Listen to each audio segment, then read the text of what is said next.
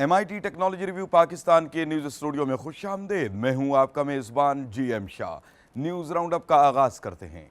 Bulletin के आगाज़ में आपको बताते हैं कि पंजाब इंफॉर्मेशन टेक्नोलॉजी बोर्ड के तैयार करदा प्रोग्राम हेल्थ वॉच के ज़रिए पंजाब भर में 3000 से ज़ायद सेहत की सहूलियात फराहम की जा रही हैं। इन सहूलियात को मोबाइल फ़ोन्स के ज़रिए 281 सेहत अफसरान की निगरानी में शुरू किया गया है, जिससे सेहत के अमले की हाज़िरी में 25% से 98% इजाफा हुआ है। और अब आपको बताते हैं कि बच्चों को वैक्सीनेशन का कोर्स मुकम्मल कराने के लिए माहिरीन ने एक ऐसी डिवाइस तैयार की है जो केमिकल टाइम्स का इस्तेमाल करते हुए वालिदैन को वैक्सीनेशन के बारे में याद दहानी करवाती है।